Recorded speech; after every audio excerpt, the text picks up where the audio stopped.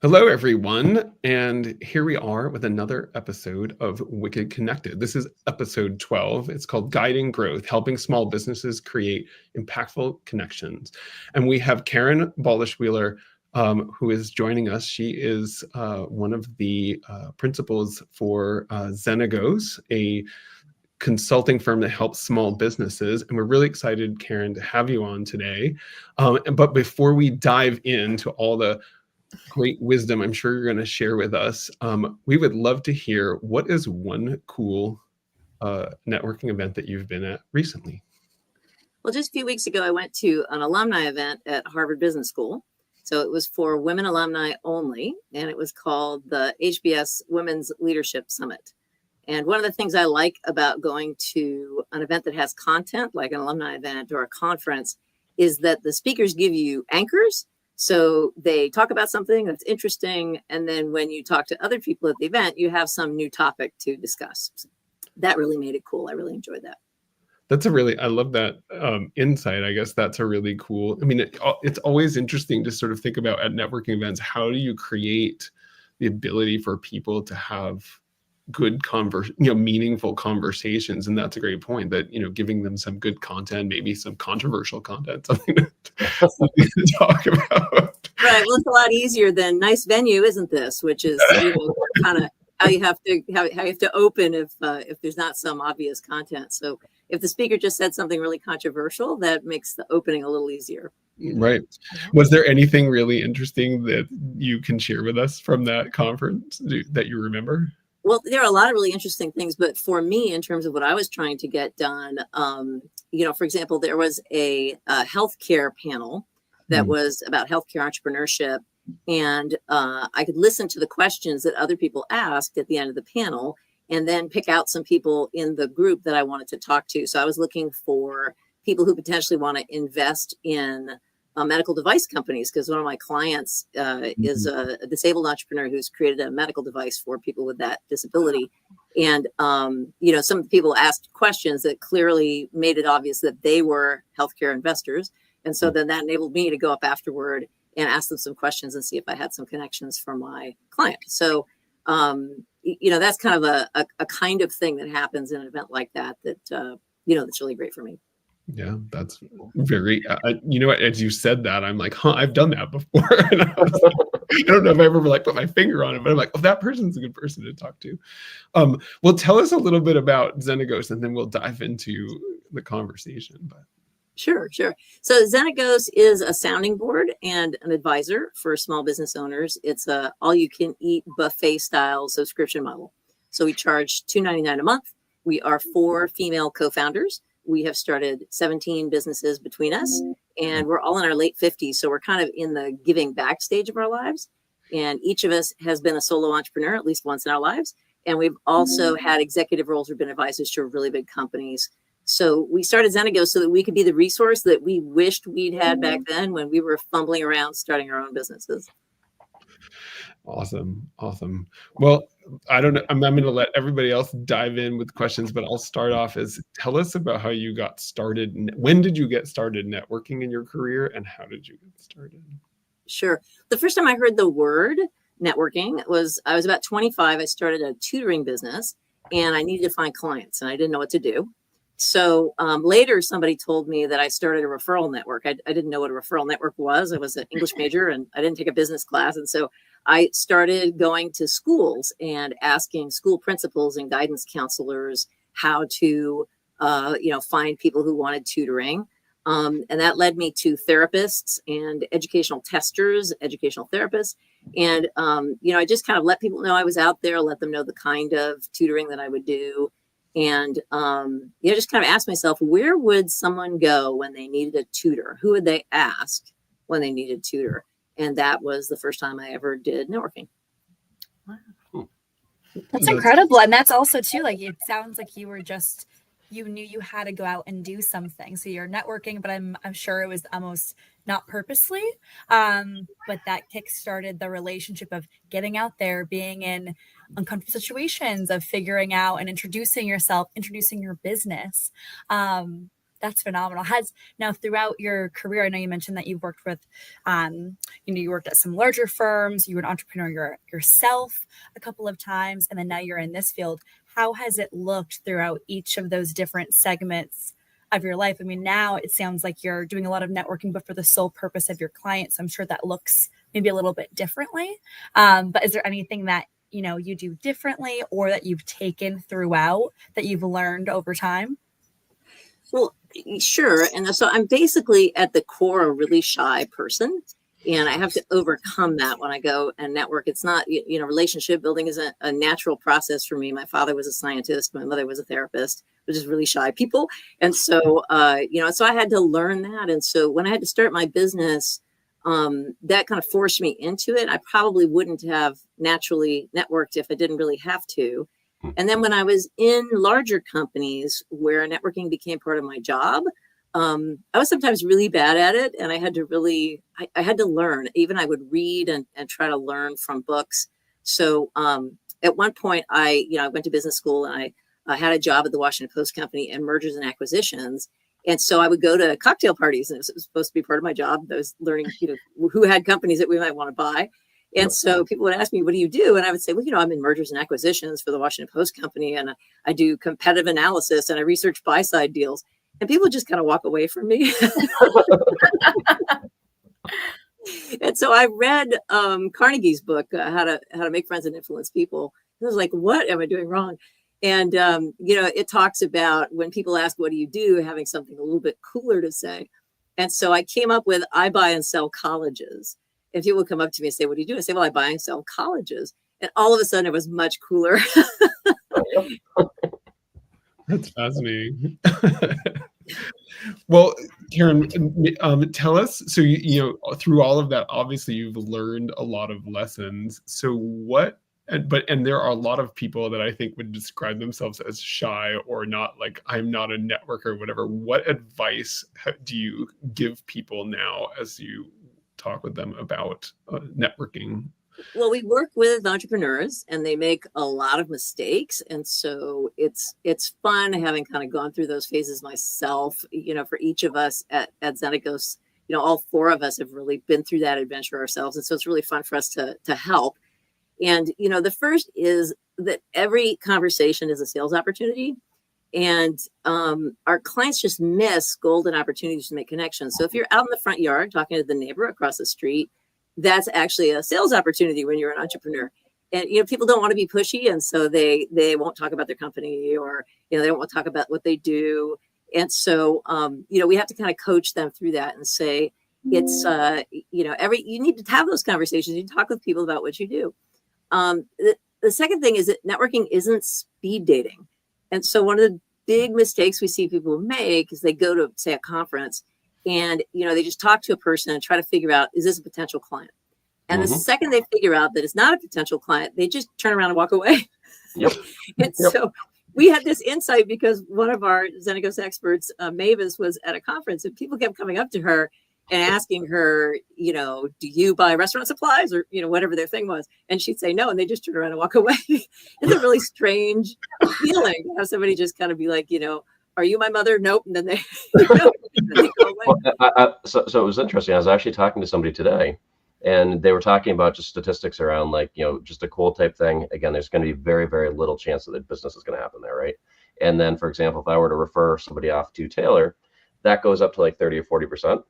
But then as long as they actually, and even if it's zero, as long as they actually ask that question of Taylor, hey, based on what we talked about, is there anybody that you'd recommend I talk to? That actually goes up to like 90% or something like that. Now, again, I haven't fact checked that. But if that is true, and it does make sense, then that's pretty fascinating, right? It's really about and we all know it's all about the network and the people who know, not necessarily just that person. But when you think about that, that's a pretty fascinating statistic if true. The guy's actually trying to put that into software. Yeah, he's trying to put it into software and kind of bring that next level. But it was a pretty fascinating conversation. Right. And we tell people that we say the probability of the person you're talking to is a potential customer is very, very low. Yes. The probability that the person you're talking to knows a potential customer is very, very high. And so networking is not speed dating. It's a relay race. Yep, exactly. And the likelihood that you're going to see that person at multitude of events, and maybe that event, Right.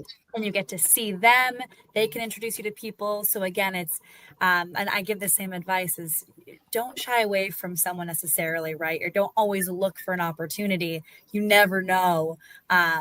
There, for an example, that's a little bit more personal. My neighbor, I've seen him around for years now, finally was able to have a conversation, and not only an amazing person, but we were recently doing work together, and that could have been years beforehand. So you never know. Right. I think that's important too, of also leaving a good impression. And so it's kind of the other side of it. Like, what are you saying? Is it interesting? Does it make people want to talk to you? But also knowing that no matter who you meet, you truly never know where that relationship is going to lead. So if you go to a networking event, they're not going to be a client, and you walk away, well, their best friend could have been your biggest client ever. Exactly. But because you were so rude to them, like, will they ever refer you business? So true.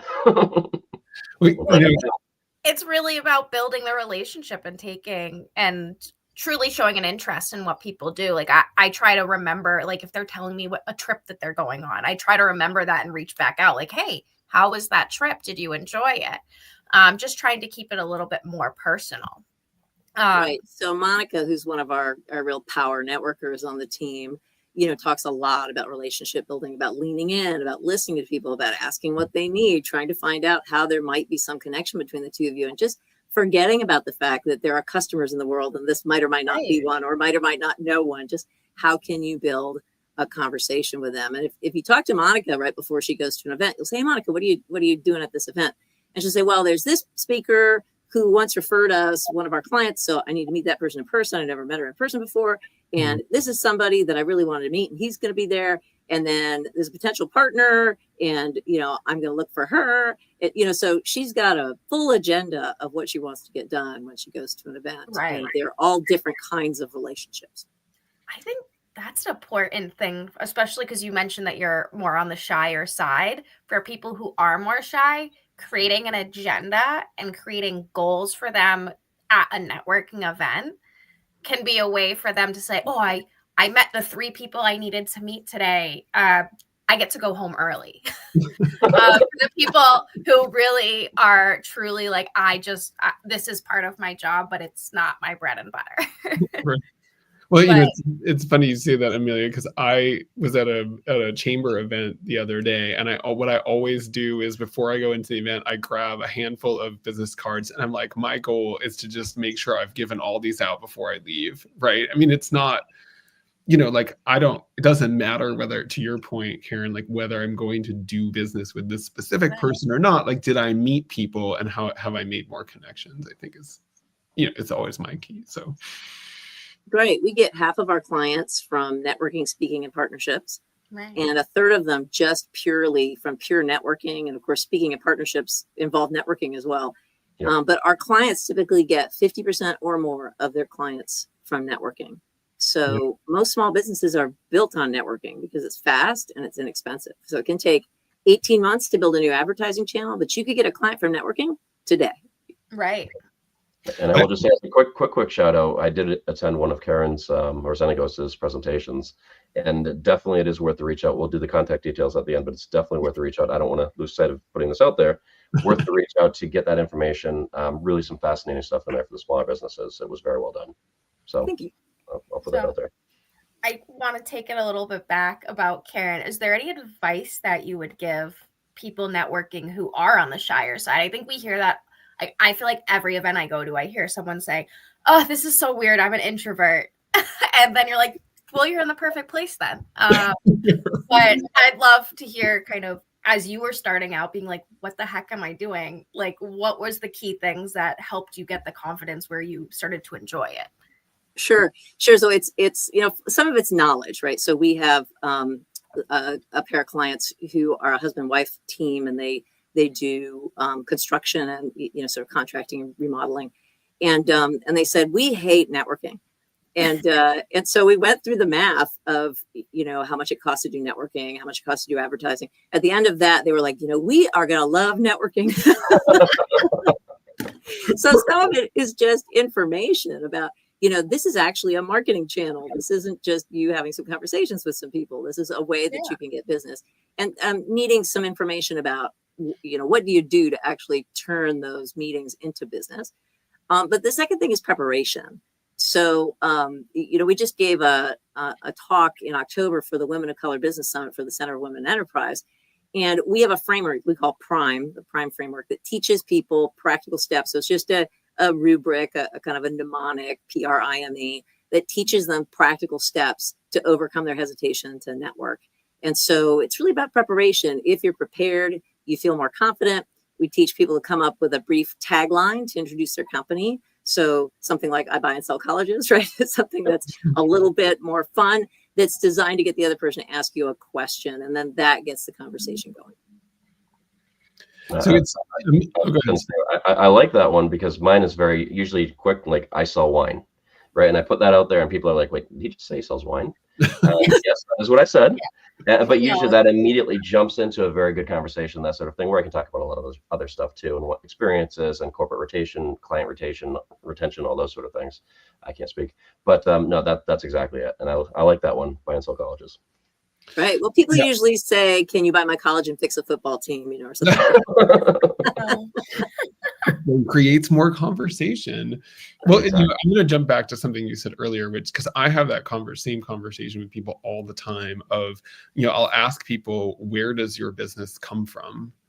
And I'll often ask that question of, like, what percentage of your business comes from essentially warm connections, referrals, et cetera. And I would say, generally speaking, the answer is usually north of 2/3 or more. And then I often follow up with another question is, okay, and how much of your revenue comes from those, right? And then they're like, I don't know, because they haven't actually sort of done the math, right? But how much of your revenue comes from, sort of random people finding you on the internet versus people who actually you've met and talked to? And I always point to this idea of trust, right? Like, business is all about trust. Do they trust you? Do they think you can do, you can do the thing that you say you're going to do? Do they believe you're not going to run away with their money, whatever it is? And so trust comes from, somebody I know recommended, Zenagos, so I'm going to use Zenagos, or whatever it is. So I don't know how trust plays into what you train, but I'm interested to hear if that's something that you talk about. It is. So most small businesses start with the Entrepreneurs Network. Again, because it's fast and because it's efficient. But the problem is that they hit the wall. So after about 18 months, the business suddenly slows down. And Tony Robbins famously says, if your business depends entirely on networking, it'll fail. So you have to develop advertising channels or a systematic way of expanding your network. So, not just the network I already know, but a systematic way of networking to expand your network. Otherwise, you'll eventually hit the wall. And so we talk with people about, why is networking so great? And it's because it's the fastest to get going. It has the lowest customer acquisition cost, because basically it's just the cost of your time. It might be a small fee to go to an event, but usually it's not very much.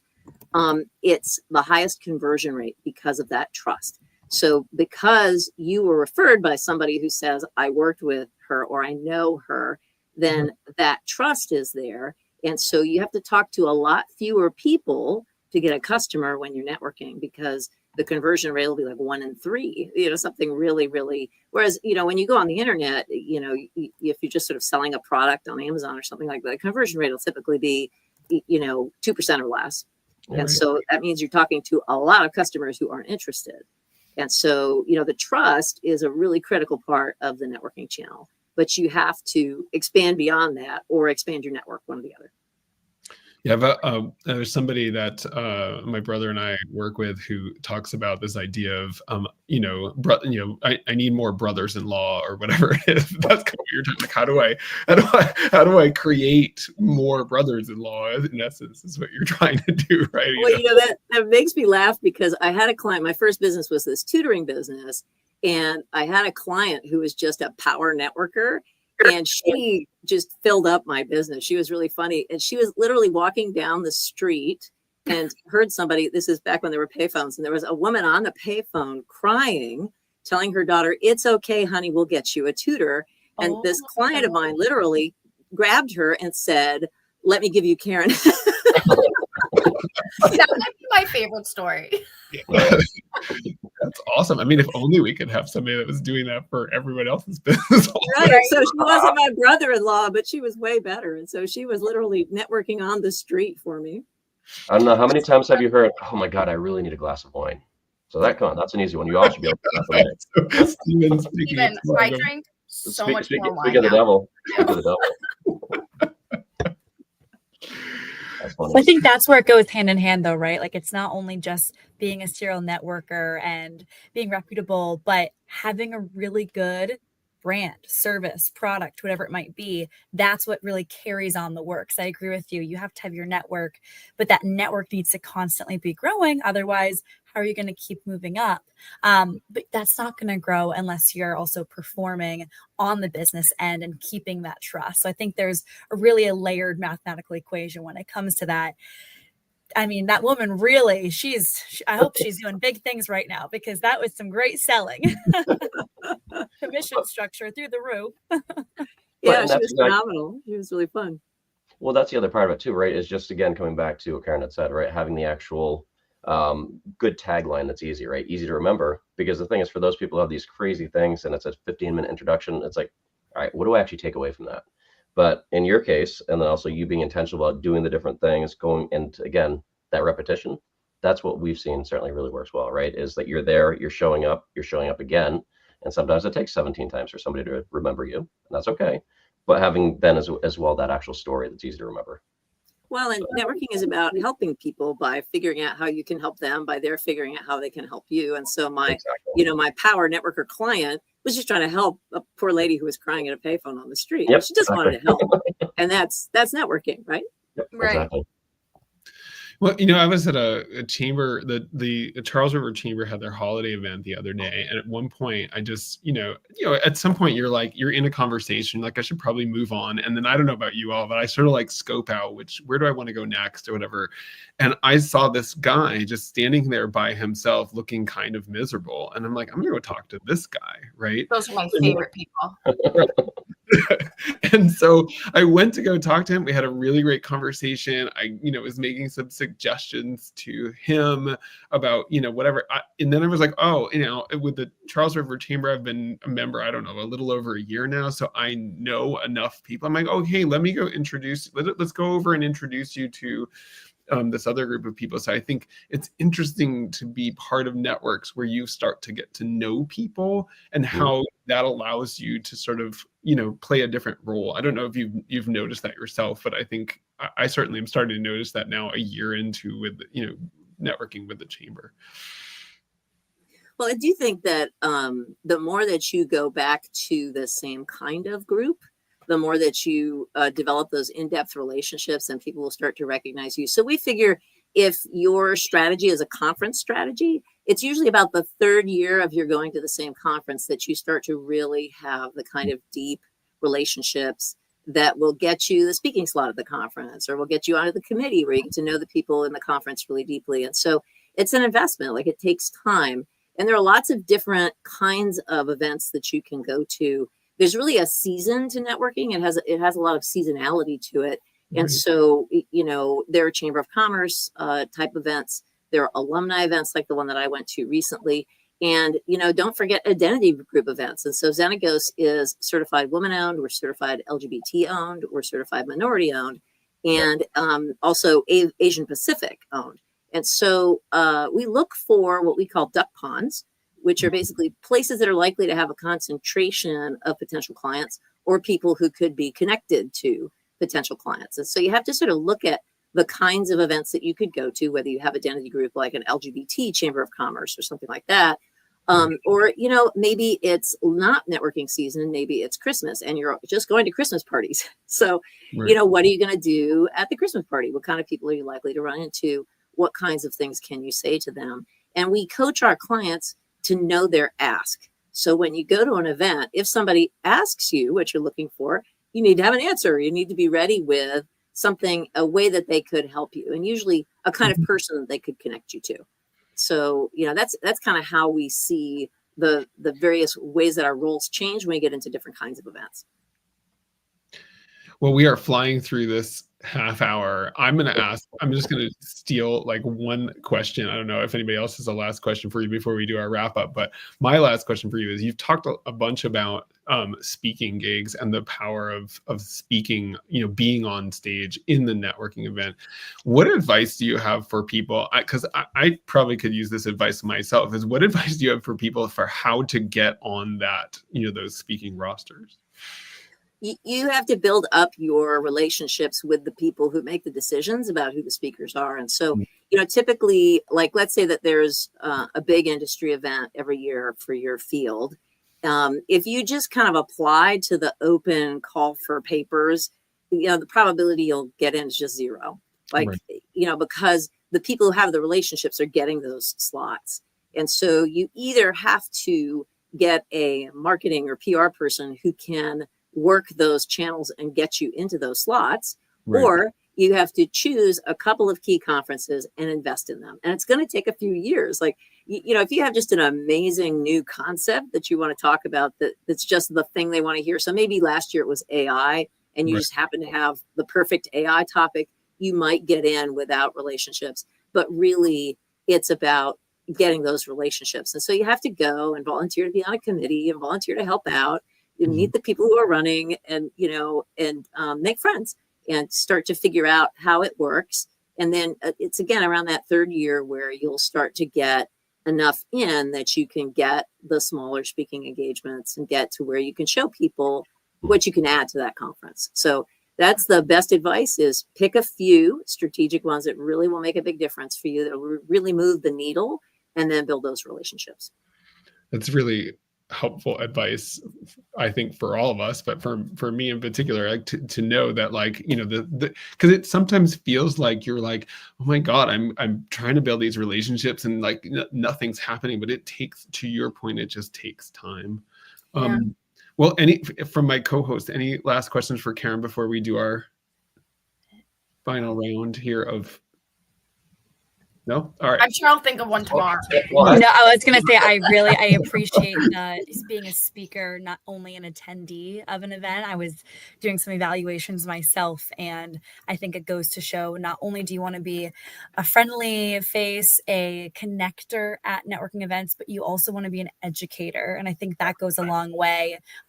Whether it's something people already know, but you can add a, little hint of something different, or you're, opening the eyes to something completely outside of their realm.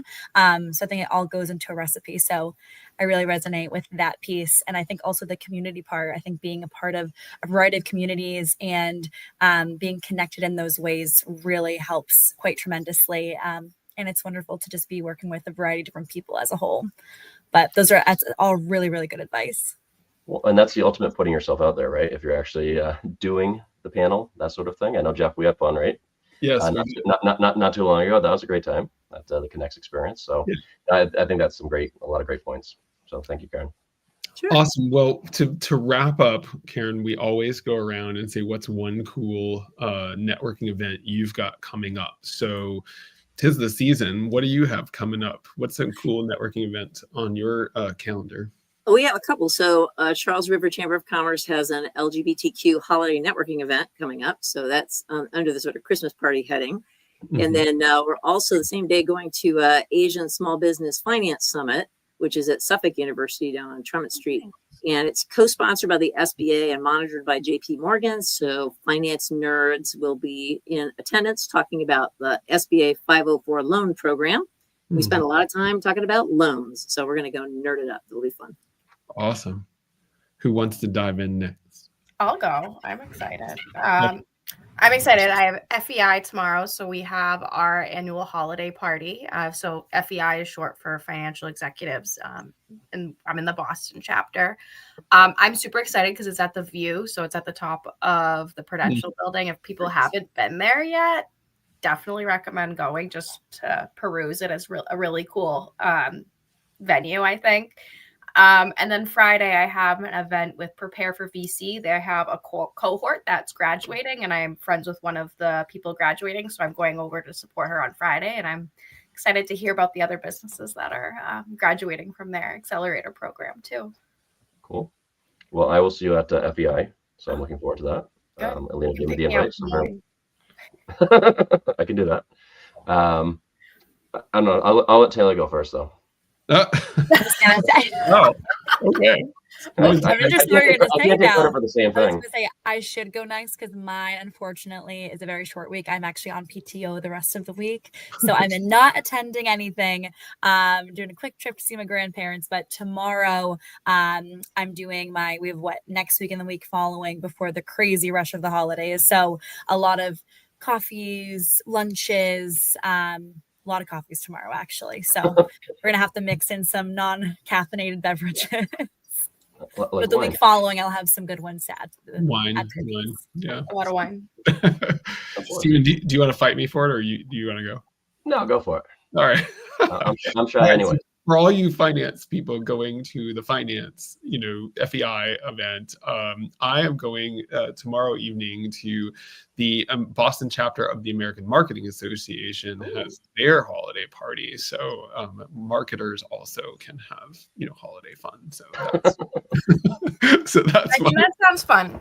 That's my plan. It's over at Fenway, Johnny's, I guess it's called. And West End Johnny's. No, I don't Fenway know. Johnny's. Fenway Johnny's, I think it's called. So I'm looking forward to that, and should be fun. And then Steven, bring us home. Well, tell Jeff that I said hi. I wish I could go to both because a lot of marketing and what I do, of course. I think actually what I'm looking forward to doing is definitely FEI, of course. But then there's also a paint and sip for one of the not-for-profits that I work with. And I've been promised that they're not going to judge my actual painting abilities. And so I'm going to do that, I believe. So that's with the Good Shepherd, basically the hospice, which is also a chamber member as well. And then I did want to mention definitely the season. So KPMG, my former employer, it was their alumni event. Some really good connections there as well from last week. So definitely networking season for sure. Awesome. Well, Karen, it has been a pleasure to have you on the podcast. Awesome advice that I'm definitely going to be putting into practice. And so thank you, and have a great holiday season. And and how to reach you. Right. And I always forget this. What is the best way for people to reach you if they want to work with you or Zenagos or just? Yeah, you can find me on LinkedIn. I'm the only Karen Baldeshweiler on LinkedIn. So if you just type BALD and kind of ES, get a couple letters in there, you'll find me.